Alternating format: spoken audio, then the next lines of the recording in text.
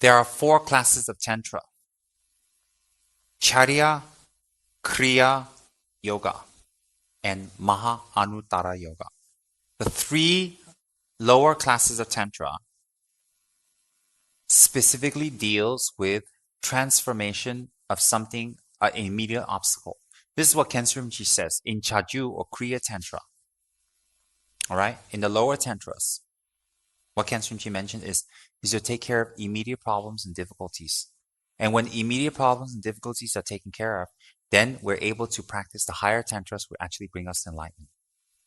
So, example, if we have monetary problems, we'll receive a Zambala retreat, initiation, practice profound mantra, oral transmission, and we do his sadhana. And the Zambala sadhanas do not really go in depth into mind transformation. It doesn't really go into in-depth into the meditation of winds, drops, and channels. What Zambala's meditation does is actually immediately purifies the causes for us to be in a poverty situation, clears immediate obstacles, opens our heart a little bit more to generosity, and therefore, with that practice, when we get some money, we're all right, we can go into retreats. We can do higher practice such as Vajrayogini. Higher and lower is not the deity's power. Higher and lower is the method that is presented. Example, the lower tantra such as Manjushri. Let's say we have a bad memory, so we go for teachings and we can't stay awake. We're not aware. We're always asleep. We always forget. We're not alert. So we do a Manjushri retreat. The Manjushri retreat gives us the alertness of the mind. Then we can engage in Yamataka. Yamataka and Manjushri is exactly the same deity. One is not lower or higher. So that when we engage in Yamataka's retreat, we can gain enlightenment. So the lower tantric methods are specifically to take care of a problem such as poverty, sickness, mind, illness, disorder, obstacles. Example, if we always see spirits, we might need to go into practice of black Manjushri in the lower tantras, or Vajrapani. If we always have horrible skin diseases or horrible sicknesses, we might have to go into practice of Vajrapani. Maybe we need to compose and write and do Dharma texts. We need to do the practice of Saraswati, Manjushri, or the great Lama Tsongkhapa. And then when we're able to do that, along with that, we can do practices of Yamataka or Vajrayogini or Hiruka. Why? The higher tantras deal with specifically enlightenment. The lower tantras deal with immediate taking care of problems. So not everybody is able to go into the higher tantras, but people who can do the higher tantras, they don't need to do the lower tantras because the higher tantras embody everything. If you're doing Yamataka, you don't need to do Manjushri. If you're doing Manjushri, you need to do Yamataka. Why? Because Yamataka is the full-fledged form of this practice. This is just a condensed form. Does everybody understand that? Oh yes, it's very, very powerful.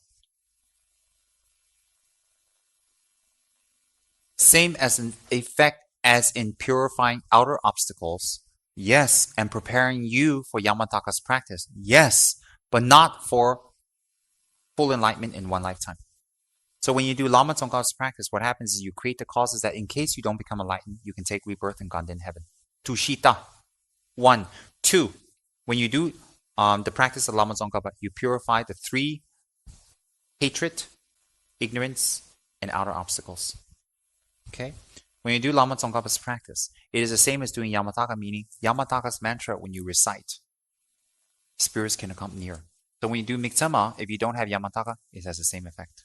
Therefore, if someone who does Miktsamas and their mala is given to you, that mala is put on the door, even very fierce spirits will run. Why? From that mala emits Yamataka deities. Why? They are one in being. So the meaning of that is not a substitute, it means an immediate benefit. All right? If we have cancer and therefore we have fever, all right? Or someone else has a flu and they have fever. If we take Panadol, it helps, but it doesn't remove the cause. So like that, either way, Panadol helps. Like that, Miktsama helps either way, but Miktsama is a short form and the immediate form of a higher tantric practice preparation. So if we do Guru Yoga according to Lama Tsongkhapa, if we do water offerings according to Lama Tsongkhapa, if we do recitations of Vajrasattva according to Lama Tsongkhapa, if we do prostrations, if we do mandalas according to Lama Tsongkhapa, focusing on Lama Tsongkhapa, when we do Vajrayogini, it's as if we're not at the front of the door. We're already in the middle of the house, ready to go upstairs. It's much quicker. Why? Lama Tsongkhapa is an easier deity to digest for people, as opposed to Vajrayogini, which is quite wild and too obnoxious and scary. So it has many functions.